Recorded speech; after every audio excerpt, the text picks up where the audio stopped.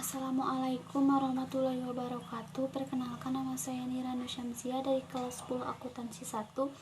Saya di sini akan mengisi SKU poin 1, yaitu 1. Dapat menjelaskan makna rukun iman dan rukun Islam. Makna rukun iman. Iman menurut bahasa yaitu membenarkan, sedangkan iman menurut istilah syariat maksudnya mengakui dengan lisan atau perkataan, membenarkan atau tasdik dengan hati, dan mengamalkannya dengan anggota tubuh. Adapun rukun iman itu sendiri terbagi 6 rukun, yaitu 1. Iman kepada Allah, 2. Iman kepada malaikat Allah, 3. Iman kepada kitab-kitab Allah, 4. Iman kepada nabi dan rasul, 5. Iman kepada hari akhir atau kiamat, 6. Iman kepada qada dan qadar.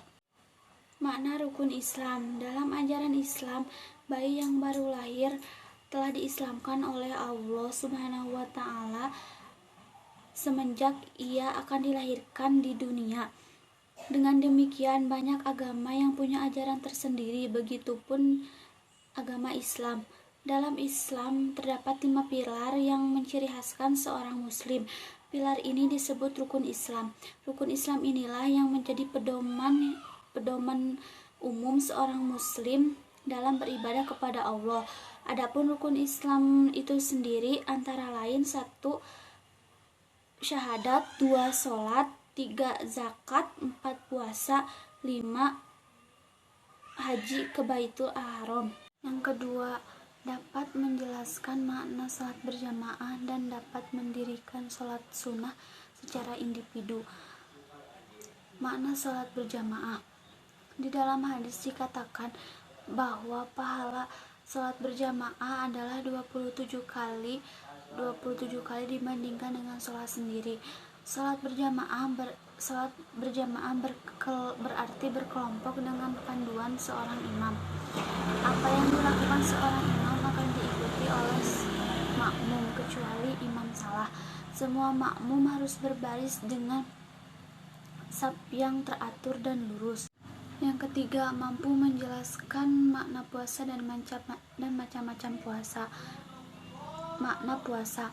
Secara harfiah, puasa dalam Islam didefinisikan untuk menjauhkan diri sepenuhnya dari makanan, minuman, hubungan intim, dan merokok, mulai dari fajar sampai terbenam matahari, selama seluruh bulan Ramadan, bulan ke-9 dalam tahun Islam.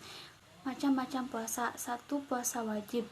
Puasa wajib yaitu puasa yang dilakukan di bulan ke-9 dari kalender Islam, yaitu bulan Ramadan. Dilakukan selama 1 bulan penuh dan diakhiri dengan sholat Idul Fitri. Yang ketiga, puasa sunnah.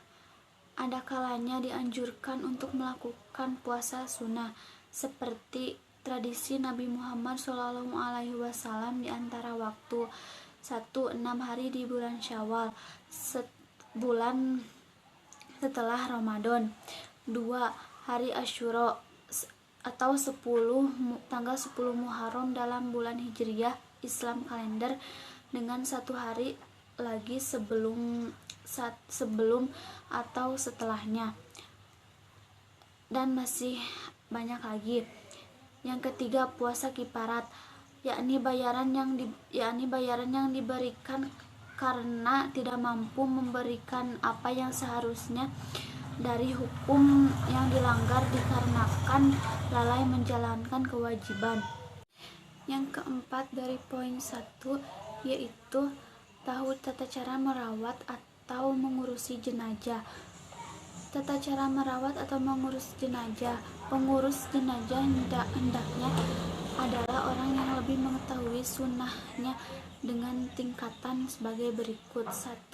Jika mayatnya seorang laki-laki, diurusi oleh orang yang ditunjuk oleh si mayit sebelum wafat atau berdasarkan wasiatnya, kemudian bapaknya, kemudian anak laki-lakinya, kemudian keluarga terdekat si mayit. 2. Jenazah wanita diurusi oleh orang yang telah ditunjuk sebelum wafat atau berdasarkan wasiatnya, kemudian ibunya, kemudian anak perempuannya, kemudian keluarga terdekatnya. Suami diperbolehkan mengurusi jenazah istrinya, begitupun juga sebaliknya. Adapun jenazah anak yang belum balik dapat diurusi oleh laki-laki atau perempuan karena tidak ada batasan bagi aurat mereka. Yang kelima, apabila seorang lelaki wafat di antara kaum wanita atau tanpa seorang lelaki muslim pun bersama mereka dan tanpa ada istrinya atau ibunya, demikian pula sebaliknya mereka cukup ditayamumkan saja. 5 dari poin 1 yaitu dapat membaca doa ijab qabul pada zakat. Berikut ini dibaca pada saat kita membayar atau mengeluarkan zakat fitrah, yaitu nawaitu an uhrija zakatal fitri an nafsi fardu lillahi ta'ala, yang artinya sengaja saya mengeluarkan zakat fitrah pada diri saya sendiri fardu karena Allah Ta'ala.